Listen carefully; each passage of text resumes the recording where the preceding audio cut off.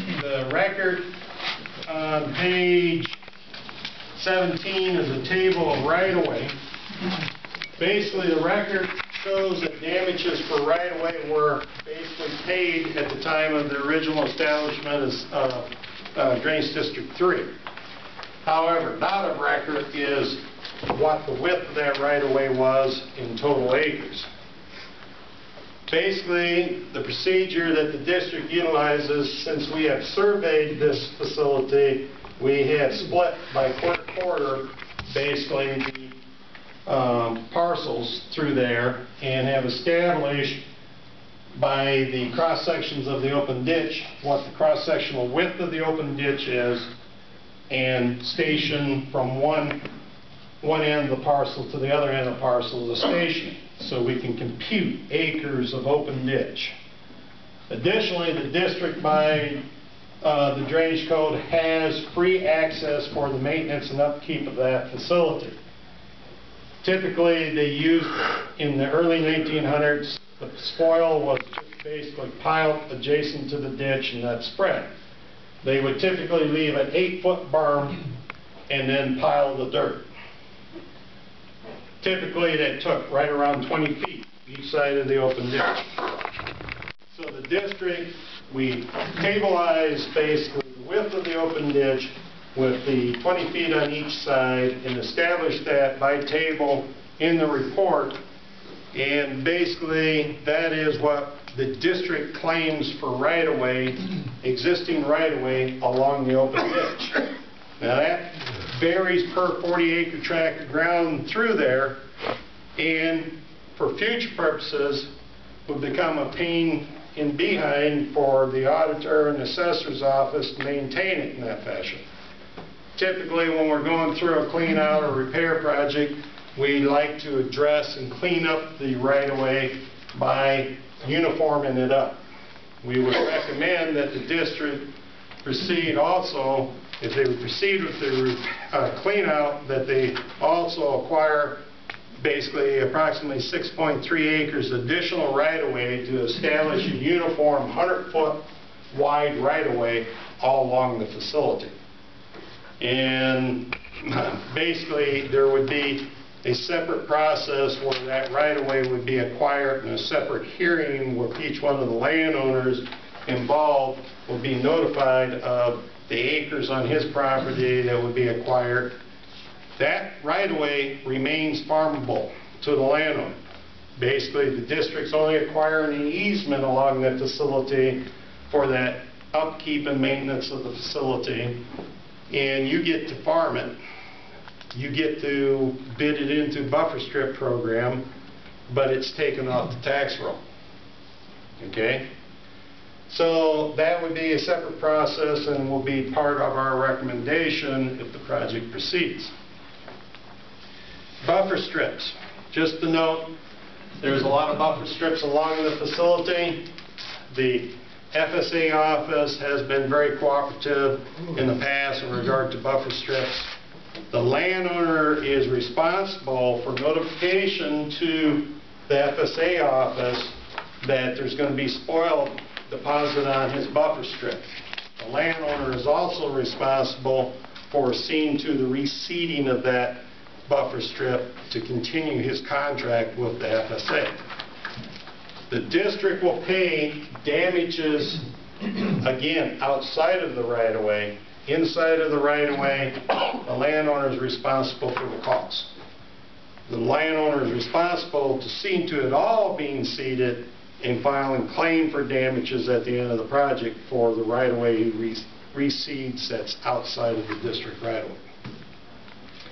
Typically, adjacent to the open ditch in the clean-out project, we need approximately 33 feet each side of the open ditch. Okay? We need that so that the contractor can level the spoil on a 10-to-1 slope away from the open ditch. That's to keep the water shedding away from the ditch, not over top of the bank. The water from shedding away from the ditch is to enter the ditch by going back to a surface pipe and dumping into the ditch. Okay? Again, after that spoil is leveled, the landowner has free use of that land for agricultural purposes. It's removed from the tax roll. He basically gets to continue the use of it. Okay. On page 20 in the report is an overall listing of costs and the proposed work to take place. We are proposing a full clean out of the open ditch, the replacement of the surface pipes. The majority of the surface pipes are in poor shape, and the tile outlet pipes, the metal pipes that extend the tile to the open ditch, are also in poor condition, and those would all be replaced as part of this project. The excavation quantity is for 10,480 cubic yards. Doesn't seem like a lot of yardage, but you're only talking about 2 3/4 length miles of open ditch. So that's a fairly good quantity of excavation in less than a 3-mile open ditch. Okay. The pipe quantities you can see there basically are listed by size and quantity.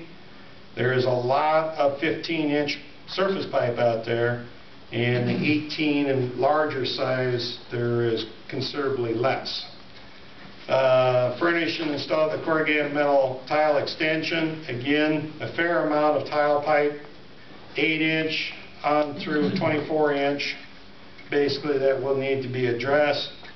Clearing, grubbing, rubbish disposal. There is no true tree or brush to speak of on here, but basically there is some rubbish that will need to be disposed of and stuff as part of the project, and basically we estimate a quantity of dollars there for basically addressing those rock piles, any old metal junk that's basically left along the ditch.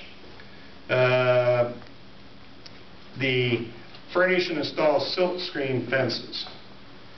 Basically the outlet of this system is into the Cedar River, which outlets to the North Raccoon River system, which is potential habitat area of the Topeka shiner. Topeka shiner is a little minnow that's protected in the state of Iowa, and although this is not known habitat area of the Topeka shiner, and Fish and Wildlife Service recognizes you have the right of maintenance, you cannot impact habitat of Topeka shiner downstream of you. So a silt fence system is utilized at the outlet of the open ditch, where we try to trap sediment from our excavation operations as you proceed upstream. That will be installed as part of the contract, and that's what that cost estimate is included there. Private crossing removal and salvage. We showed it as two. Basically, one of them will be disposed of, the 72-inch. The other one would basically be salvaged, the 78-inch. And then the open ditch fertilizing and seeding. There's always debate as to, is it worthwhile trying to fertilize and seed the open ditch as you basically complete the construction. Our most success has always been by the fact that we try to require the contractor to fertilize and seed immediately behind his operation, so that the moisture is still there. You try to get the seed and fertilizer in contact with moisture. You try to get germination. If you got a long, hot, dry summer and that's when you're doing the work, your success might not be so great. If